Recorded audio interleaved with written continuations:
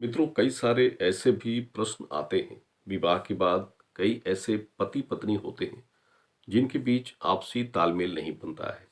बात बात में झगड़ा होना, लड़ाई होना, मन मुटाव रहना, ठीक से दोनों में बातचीत नहीं होती है।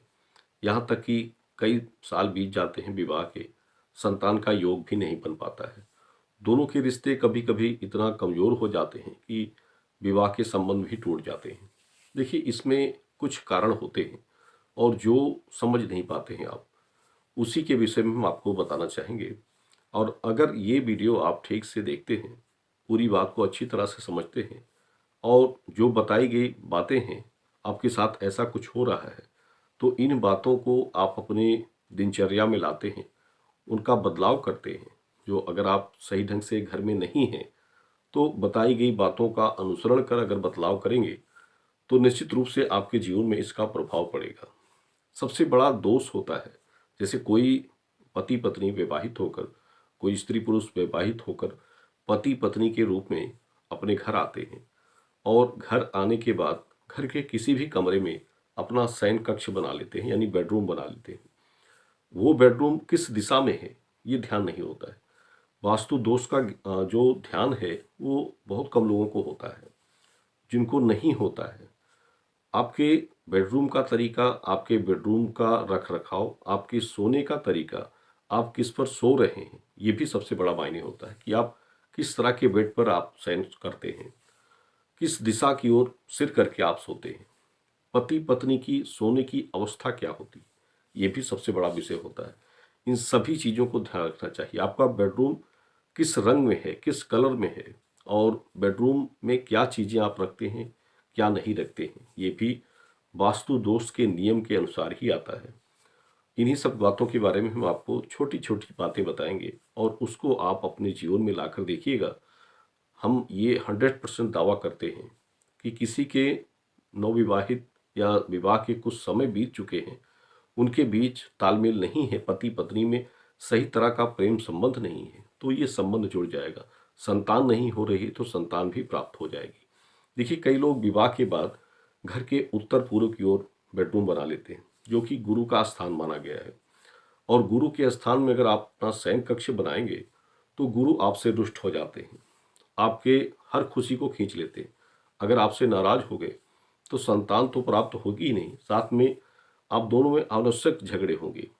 विवाह के पहले कितना भी आप दोनों में प्रेम होता होगा, विवाह के बाद दोनों में दूरियां आना शुरू हो जाएंगी। इसलिए चाहिए कि पहले तो आप जब भी विवाह के बाद अपने घर में शयन कक्ष का चयन करें, तो घर के दक्षिण पश्चिम की दिशा में होना चाहिए, यानी दक्षिण पश्चिम की ओर कोई कमरा हो तो उसमें आप बेडरूम बनाइए। और बेड जो होगा वो भी दक्षिण की दीवार से सटकर होना चाहिए। सिर सोते समय आपका दक्षिण की तरफ होना चाहिए, पैर उत्तर की तरफ होना चाहिए, या फिर पूरब की ओर सिर और पश्चिम की ओर पैर करके भी सो सकते हैं। जिस बेड पर आप सोते हैं वो लकड़ी का शुद्ध बेड होना चाहिए। पत्नी को पति के बाएं तरफ सोना चाहिए। देखिए, पत्नी जो होती है पति का बायां अंग होती है और पत्नी का दाहिना अंग उसका पति होता है। तो इसलिए हमेशा पत्नी को चाहिए कि पति के बाएं तरफ ही शयन करे। और दोनों में सोते समय हमेशा ये ध्यान रखना चाहिए कि आप अपने बेडरूम में किसी प्रकार की ऐसी तस्वीरें ना लगाएं जो भयानक तस्वीर हो। जैसे कुछ लोग भयानक चित्र लगा देते हैं, भगवान की कोई फोटो ना लगाइए। हमेशा बेडरूम में ताजे फूल जैसे आप रखते हो तो सबसे अच्छी बड़ी बात होती है। प्रतिदिन आप उसको चेंज कर सकते हैं।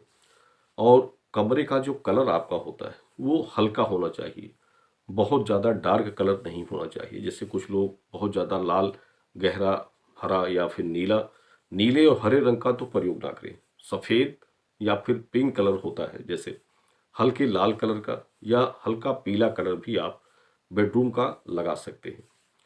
गहरे रंग का प्रयोग नहीं करना चाहिए। घर में बहुत सारी बेडरूम में तस्वीरें लगाना नहीं चाहिए। कुछ ही तस्वीरें आप बेडरूम में लगाइए। दीवार आपकी खाली होनी चाहिए। उत्तर और पूरब की दीवार पर कोई भी तस्वीर जहाँ तक हो ना लगाएं, ये अच्छा होता है। इस तरह से आप बेडरूम को लेकर चलिए।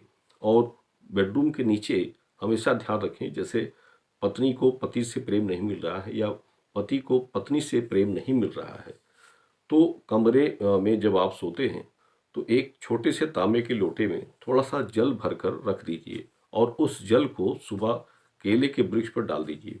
तो इससे पति पत्नी में प्रेम बढ़ता है। तो ये कुछ वास्तु के तरीके होते हैं। हालांकि वास्तु नियम के बहुत सारे तरीके होते हैं, लेकिन अगर आप इनका ही प्रयोग अपने जीवन में करते हैं तो देखिएगा निश्चित रूप से आपके जीवन में इसका बदलाव होगा। संतान की प्राप्ति भी अगर आपको कई समय से नहीं हो रही है तो संतान की प्राप्ति भी के योग भी बन जाते हैं। क्योंकि सोने की जो सही दिशा आपके होती है तो शुक्र की दशा प्रबल होती है, और शुक्र ग्रह की दशा जब तक पति पत्नी के जीवन में नहीं आती है उनको संतान की प्राप्ति कभी नहीं होती है। तो ये आपके लिए कुछ मुख्य बातें थी।